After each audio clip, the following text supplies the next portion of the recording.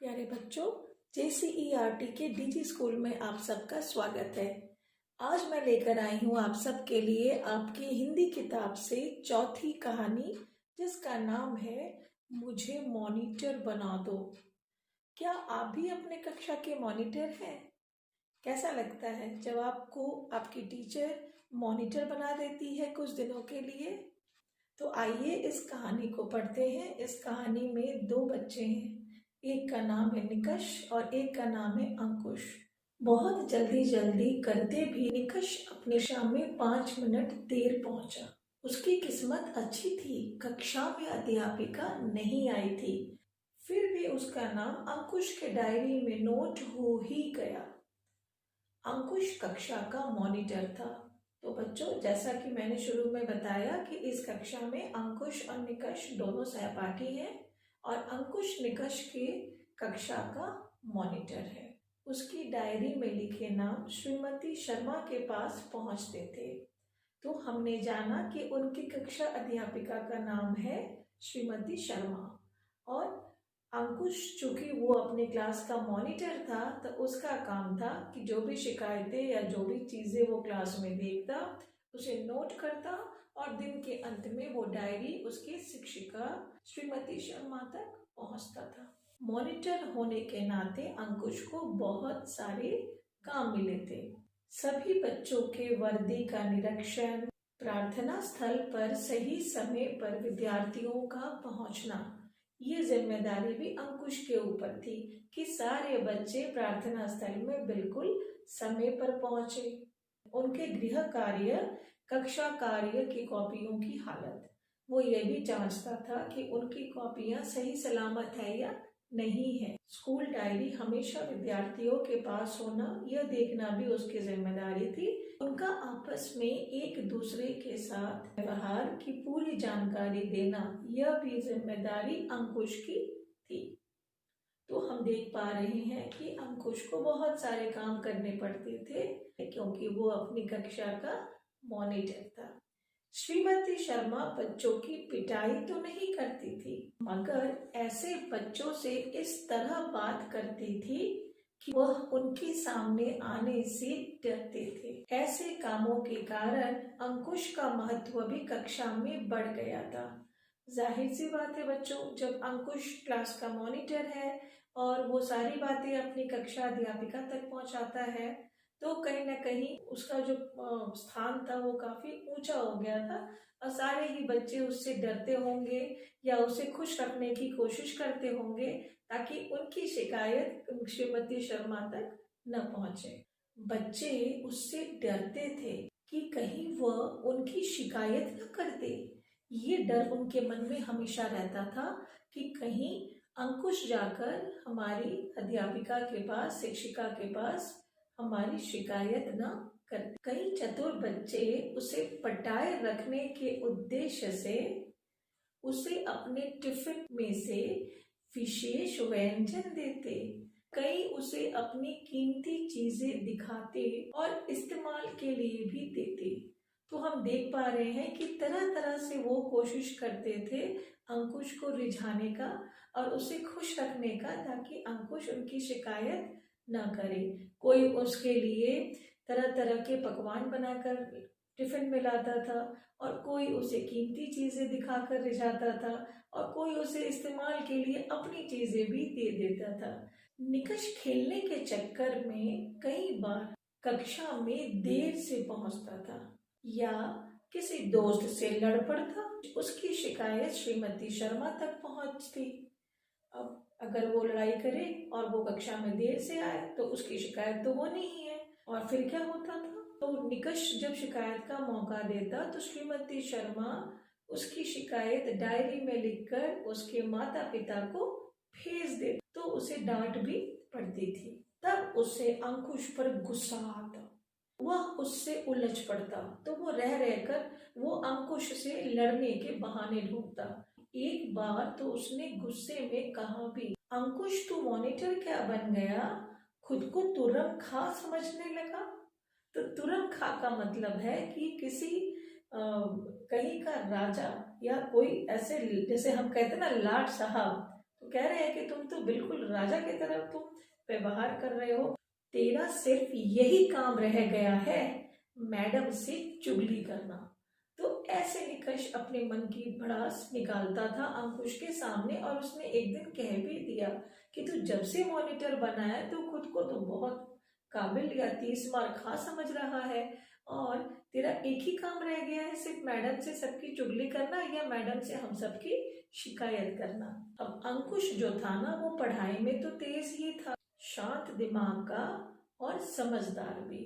तो ये तीनों खूबियां थी अंकुश की। जब निकष उससे उलझ जाता तो अंकुश बड़े शांत भाव से, बड़े ही समझदारी के साथ उसे जवाब देता, निकष तू मुझसे क्यों चिढ़ता है मित्र? मैं तो वही करता हूँ जो काम करने के लिए अध्यापिका ने कहा है। इस काम में दोस्त दुश्मन कुछ नहीं देखा जाता। तो यह बात अंकुश निकष को समझाने का प्रयास करता कि ये जो मॉनिटर का काम है ना, इसमें दोस्ती या दुश्मनी वाली कोई बात नहीं होती है। मगर निकष को उसकी बात जमती नहीं थी। उसे लगता था कि वो ऐसे ही कहता है, और निकष को उसकी बात अच्छी नहीं लगती थी। अब आगे कहानी में क्या होता है, ध्यान से सुनो। एक दिन निकष के पेट में हल्का हल्का दर्द था। वह प्रार्थना सभा में नहीं गया। अंकुश ने अध्यापिका को उसकी अस्वस्थता के बारे में बताया, तो अंकुश ने अपना फर्ज निभाया और उसने जाकर श्रीमती शर्मा को बताया कि मैडम, निकष के पेट में दर्द हो रहा है। लेकिन शर्मा मैडम ने निकष पर विश्वास नहीं किया और उसे प्रार्थना में बुला लिया। तो श्रीमती शर्मा को लग रहा था कि निकष नाटक कर रहा है या वो बहाने बना रहा है। निकष को शक हुआ कि अंकुश के कारण ऐसा हुआ है। निकष को लगा कि अंकुश ने ही जरूर जाकर मैडम के पास मेरी शिकायत की है। तो उसे और गुस्सा आने लगा कि अंकुश ने जाकर मैडम से कुछ कहा होगा निश्चित तौर पर, जिस वजह से मैडम ने मेरी बात को अविश्वास नहीं किया और मुझे प्रार्थना सभा में बुला लिया। वापस कक्षा में आकर उसने अंकुश को बहुत बुरा भला कहा। बोला, बड़ा मॉनिटर बना फिरता है, जब मैं मॉनिटर बनूंगा तब तुझे बताऊंगा। तो निकष ने कुछ ऐसे धमकी भरे अंदाज में कहा अंकुश से कि बड़ा मॉनिटर बनता है ना तू, जब मैं मॉनिटर बनूंगा तब मैं तुझे बताऊंगा। तो निकष ने इस तरह से अंकुश को धमकी दी। अब आगे क्या होता है, चलिए सुनते हैं। उस दिन जब निकष अपने घर आया तो उसका मन खराब था। मम्मी ने पूछा तो बात टाल गया। जब मम्मी ने पूछा कि बताओ क्यों तुम इतने दुखी लग रहे हो, तो उसने बात नहीं बताई। रात में खाना खाकर सो गया। एक आध घंटे बाद वह नींद में बड़बड़ा रहा था, यानी कि निकष नींद में कुछ बोल रहा था। अंकुश तुझे देख लूंगा, बड़ा आया मॉनिटर।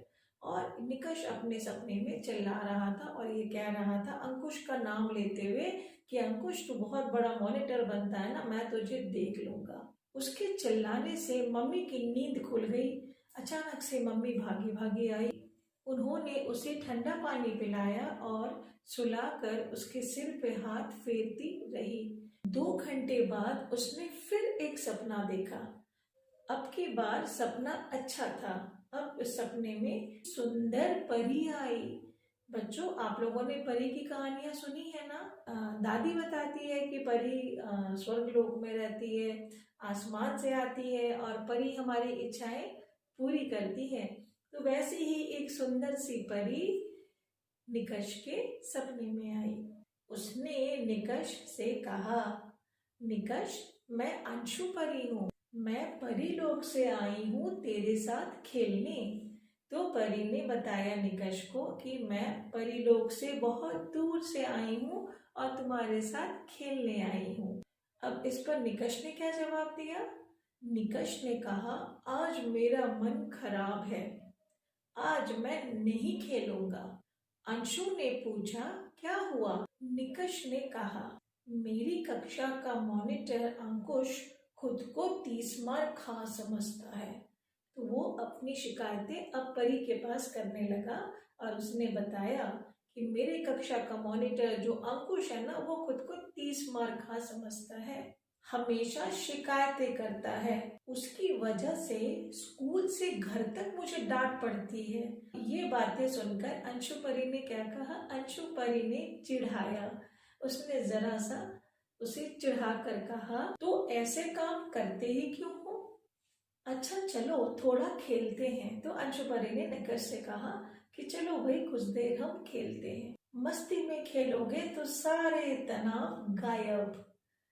अंशु परी ने किससे कहा, निकष से। और दोनों लुका छिपी खेलने लगे, है ना।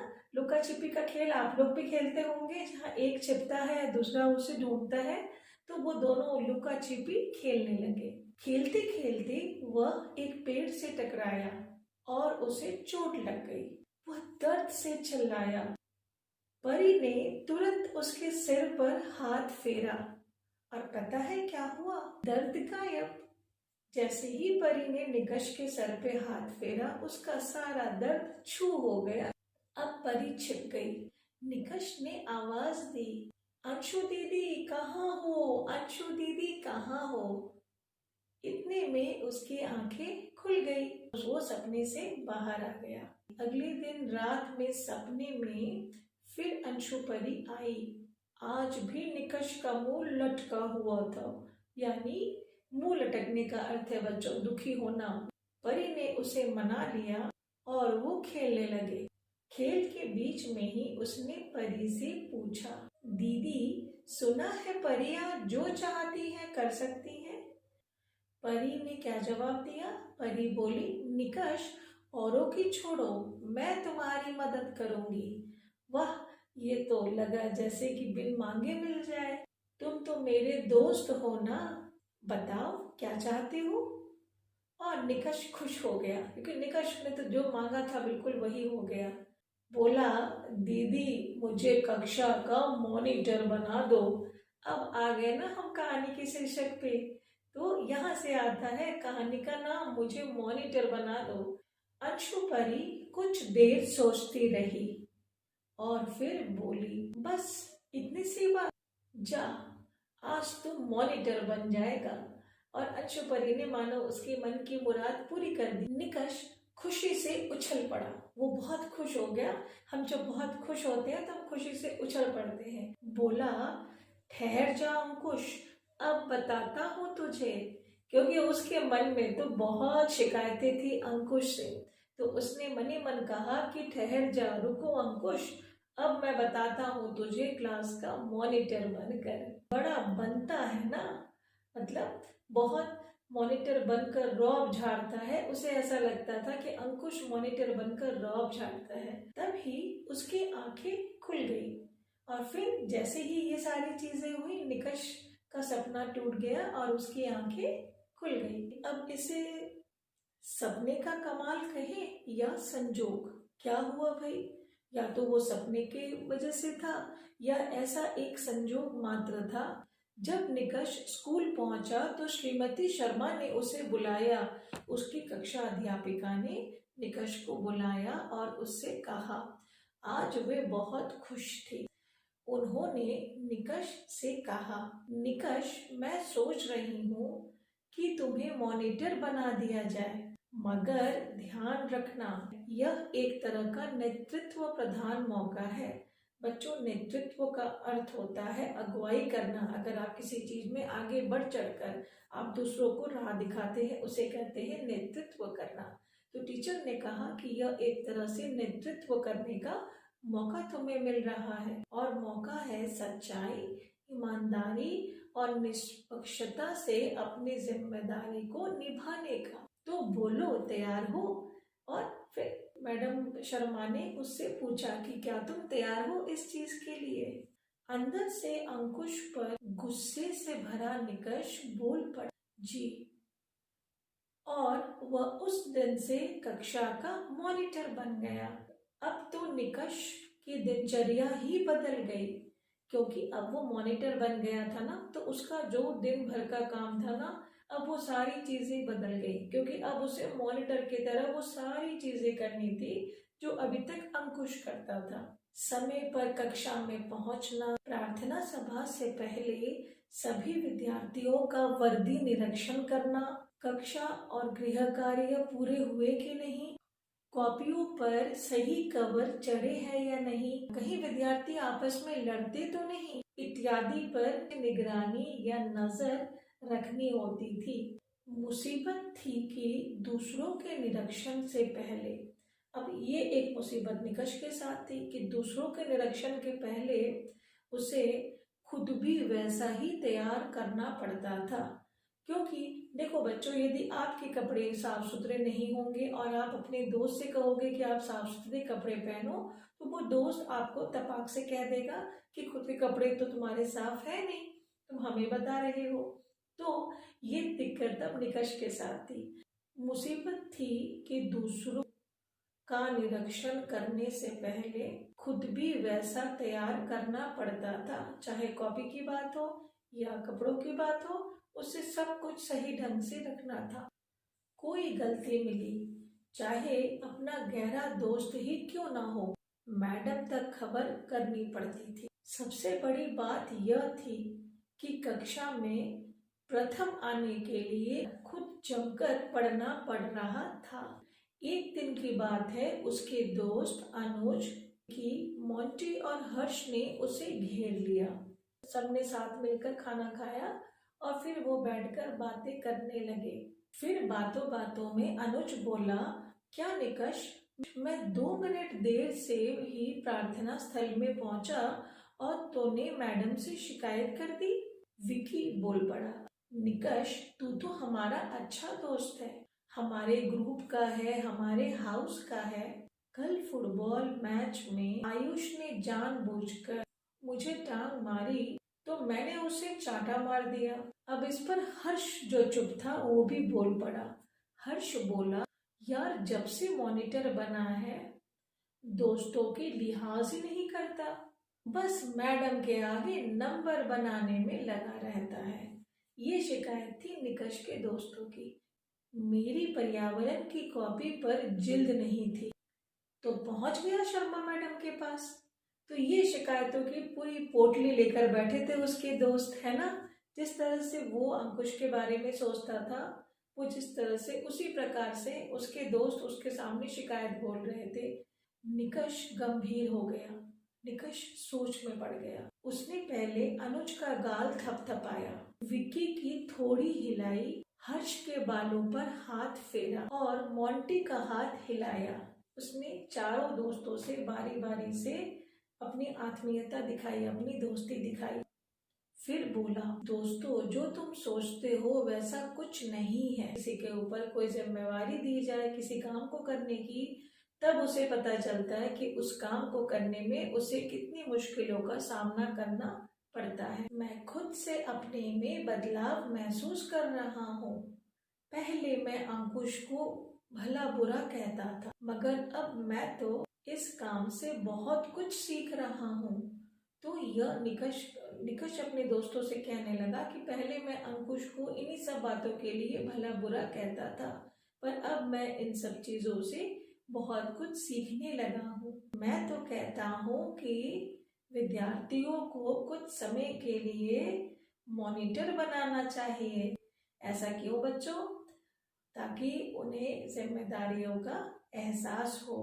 जब निकष ये सारी बातें बता रहा था तो उसके दोस्त क्या कर रहे थे? निकष के दोस्त बार बार पलक खोलते बंद करते उसकी बातें सुन रहे थे, यानी आश्चर्य से कि ये निकष इतनी बातें कह रहा है, इतने ज्ञान की बातें, पलक खोलते और बंद करते वो उसकी बातों को सुन रहे थे।